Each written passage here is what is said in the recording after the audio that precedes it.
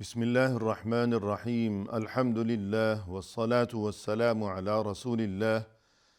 وعلى آله وأصحابه أجمعين أما بعد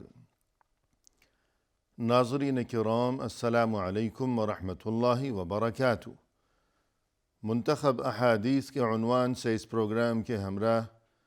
ہم آپ کی خدمت میں حاضر ہیں،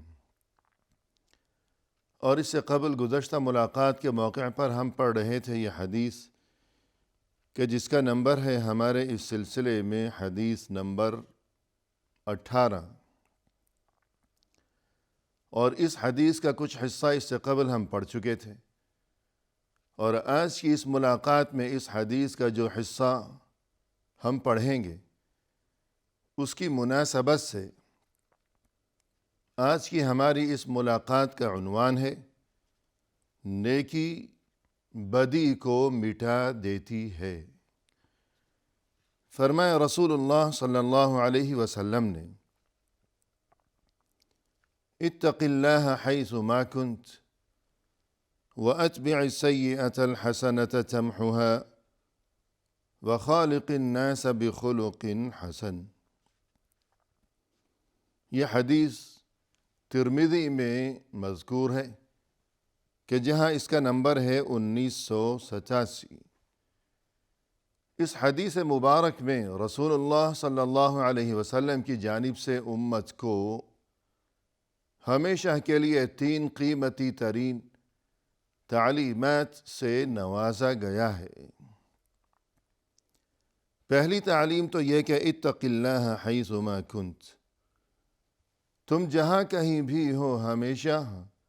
اللہ سے ڈرتے رہو۔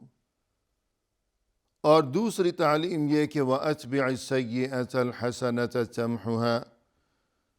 برائی سرزد ہو جانے کے بعد تم بھلائی کیا کرو تاکہ یہ بھلائی اس برائی کے برے اثرات کو مٹا دے۔ اور تیسری تعلیم یہ کہ وَخَالِقِ النَّاسَ بِخُلُقٍ حَسَنٍ، تم لوگوں کے ساتھ ہمیشہ حسن اخلاق سے پیش آیا کرو۔ جہاں تک تعلق ہے پہلی تعلیم کا یا پہلی نصیحت کا کہ اتق اللہ حیث ما کنت، تم جہاں کہیں بھی ہو ہمیشہ اللہ سے ڈرتے ہی رہا کرو، تو اس بارے میں محترم ناظرین اس سے قبل مفصل گفتگو کی جا چکی ہے۔ اس حدیث میں رسول اللہ صلی اللہ علیہ وسلم کی طرف سے یہ اہم ترین دوسری جو نصیحت کی گئی ہے وہ یہ کہ وَأَتْبِعِ السَّيِّئَةَ الْحَسَنَةَ تَمْحُهَا، برائی سرزد ہو جانے کے بعد تم بھلائی کیا کرو تاکہ یہ بھلائی اس برائی کے اثرات بد کو مٹا دے۔ یعنی یہ بات ہمیں ذہن نشین رکھنی چاہیے کہ مسلمان کی شان تو یہ ہے کہ وہ ہمیشہ ہی زندگی کے ہر شعبے میں، زندگی کے ہر قدم پر اور زندگی کے ہر معاملے میں وہ ہر قسم کی برائی سے اپنا دامن ہمیشہ بچاتا ہی رہے۔ ہاں البتہ بالخصوص یہ کہ اگر کبھی اس سے کوئی برائی سرزد ہو گئی تو اب وہ اس کے بعد بھلائی کا مزید اہتمام کیا کرے،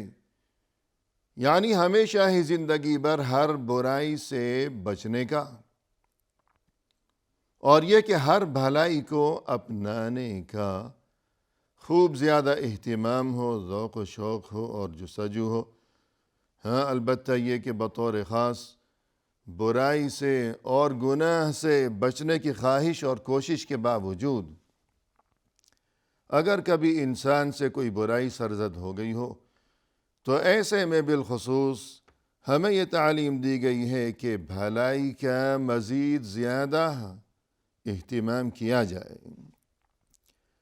اور وجہ اس کی یہی بیان کی گئی کہ یہ جو نیکیاں ہیں، یہ جو بھلائیاں ہیں، یہ جو اعمال صالحہ ہیں،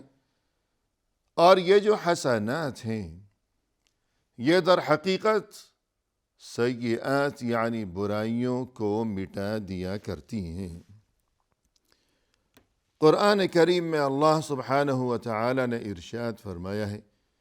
ان الحسنات یذہبن السیئات ذالک ذکری للذاکرین۔ یقیناً حسنات یعنی نیکیاں،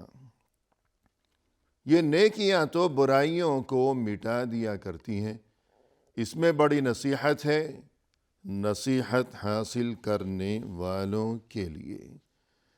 لہذا جب یہ بات واضح و ثابت ہو چکی کہ بھلائی برائی کو مٹا دیتی ہے، تو پھر بالخصوص ہمیں یہ بات بھی معلوم ہونی چاہیے کہ چند بھلائیاں یا چند نیکیاں اس قسم کی ہیں کہ جن کے ساتھ بطور خاص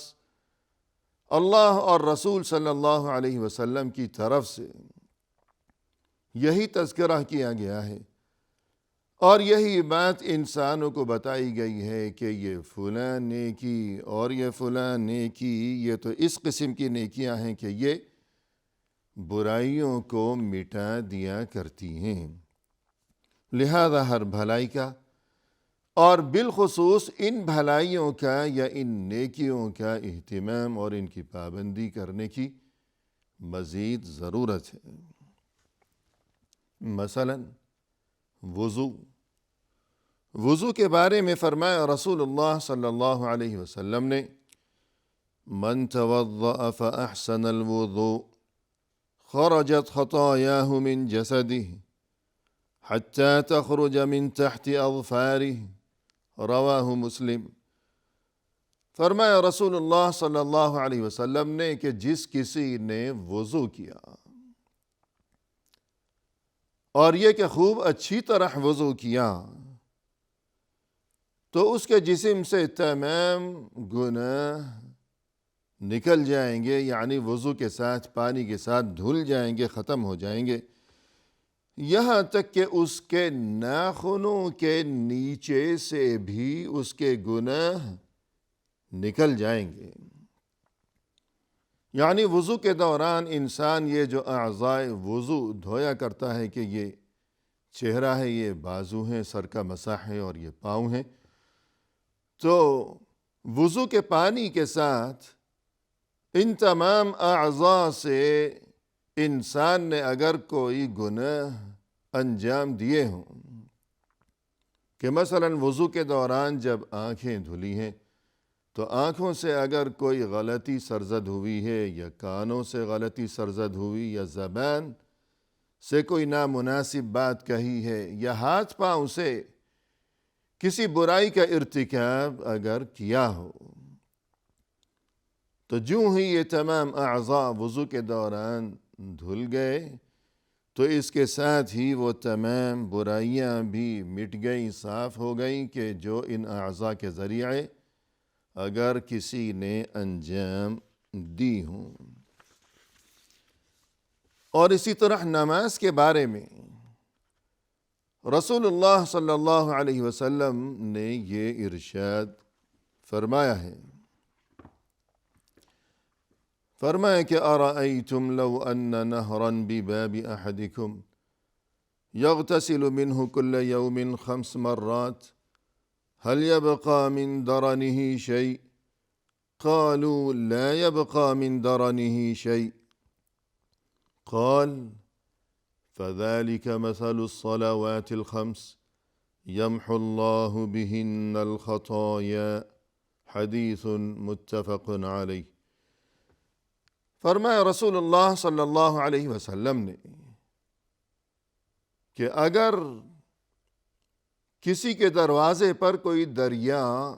بہہ رہا ہو اور وہ شخص اس دریا میں روزانہ 5 بار غسل کیا کرتا ہو، تو کیا اس کے جسم پر کوئی میل کچیل باقی رہ سکے گا؟ لوگوں نے عرض کیا کہ اس کے جسم پر میل کچیل تو باقی نہیں رہ سکے گا۔ تب فرمایا آپ صلی اللہ علیہ وسلم نے کہ 5 نمازوں کی بھی بعینہ یہی مثال ہے کہ ان نمازوں کے ذریعے اللہ اپنے بندوں کے گناہوں کو مٹا دیتا ہے۔ یعنی دریا ہے کہ پورا دریا بہہ رہا ہے کہ پانی کی کوئی قلت نہیں ہے۔ مزید یہ کہ وہ دریا کہیں دور نہیں ہے کہ انسان پر کبھی غفلت طاری ہونے لگے کہ میں اتنی دور چل کر کیسے جاؤں، بلکہ وہ تو پورا بہتا ہوا دریا ہے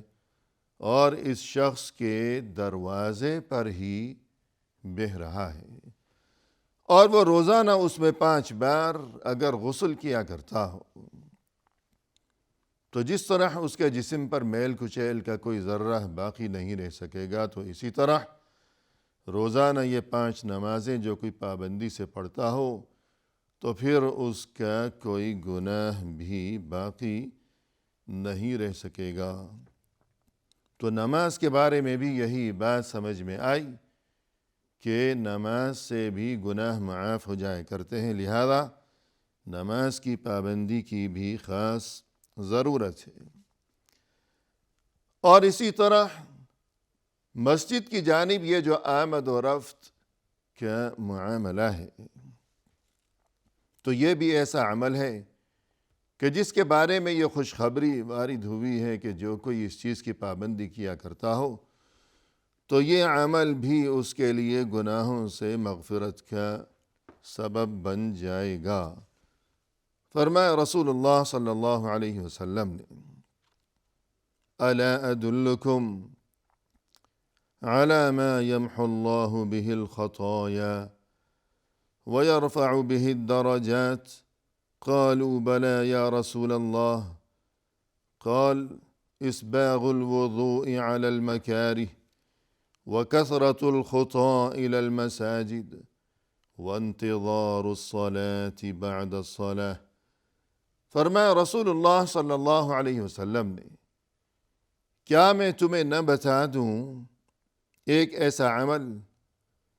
کہ جس کے ذریعے اللہ تمہارے گناہوں کو معاف فرما دیتا ہے،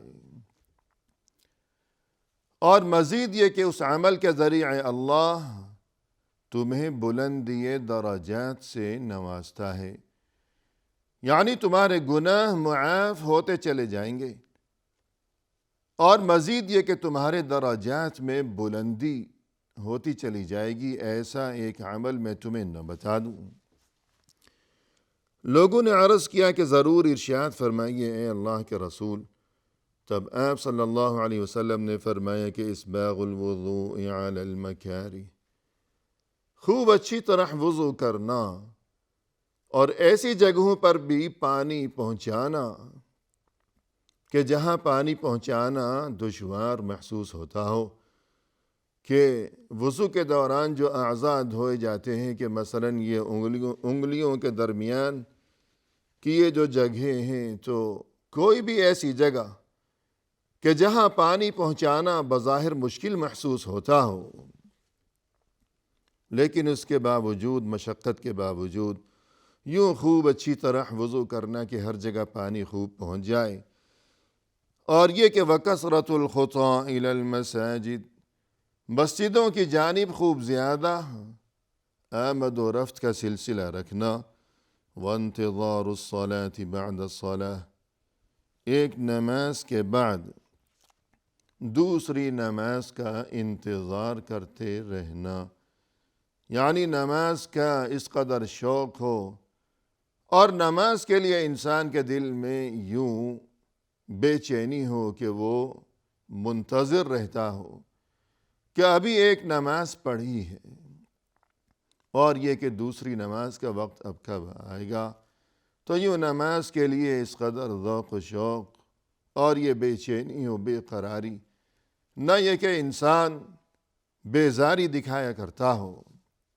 اور یہ کہ بددلی کے ساتھ کہ گویا ایک یہ فرض کا بوجھ ہے سر پر، اور یوں بادل ناخواستہ وہ بوجھ اتارتا ہے گویا کہ، تو ایسی صورت نہ ہو۔ بلکہ انتہائی شوق کے ساتھ نماز کی پابندی کہ ایک نماز پڑھتے ہی دوسری نماز کے لیے انتظار، اور یہ بے قراری، اور مسجد کی طرف آنا جانا، اور خوب اچھی طرح وضو کرنا، تو یہ بھی ایسے اعمال ہیں کہ جن سے گناہ معاف ہو جایا کرتے ہیں۔ اسی طرح روزے کے بارے میں فرمایا رسول اللہ صلی اللہ علیہ وسلم نے، من صام رمضان ایمانا واحتسابا غفر له ما تقدم من ذنبه، جس نے ماہ رمضان کے روزے رکھے ایمان کی حالت میں اور اللہ سے اچھی امید رکھتے ہوئے، تو اس کے گزشتہ تمام گناہ معاف کر دیے گئے۔ اسی طرح ماہ رمضان کے دوران قیام یعنی تہجد اور قیام اللیل یا یہ کہ تراویح کے بارے میں رسول اللہ صلی اللہ علیہ وسلم نے فرمایا، من قام رمضان ایمانا واحتسابا غفر له ما تقدم من ذنبه، جس کسی نے رمضان میں قیام کیا، یعنی تراویح بھی اس سے مراد ہے، اور تہجد یا قیام اللیل وہ بھی اس کے معنی میں شامل ہے، تو جس نے قیام کیا رمضان میں تو اس کے گزشتہ تمام گناہ معاف کر دیے گئے۔ اور اسی طرح عمرے کے بارے میں فرمایا رسول اللہ صلی اللہ علیہ وسلم نے، العمرۃ الی العمرۃ کفارۃ لما بینہما، ایک عمرے سے دوسرے عمرے کے درمیان، یہ جو دو عمرے ہیں تو درمیان میں اگر کوئی گناہ سرزد ہوا ہو تو یہ عمرے کرتے رہنا یہ ان گناہوں کے لیے کفارہ ہے، یعنی معافی کا سبب ہے۔ اسی طرح حج کے بارے میں فرمایا رسول اللہ صلی اللہ علیہ وسلم نے، من حج للہ فلم يرفث ولم يفسق رجع كيوم ولدته امه، جس کسی نے خالص اللہ کی رضا کی خاطر حج کیا اور یہ کہ حج کے دوران وہ ہر برائی سے بچتا رہا، تو وہ حج کے بعد یوں لوٹ رہا ہے کہ گویا جس دن اس کی ماں نے اسے جنا تھا، جس دن اس کی ولادت ہوئی تھی، تب وہ جس طرح گناہوں سے پاک اور صاف تھا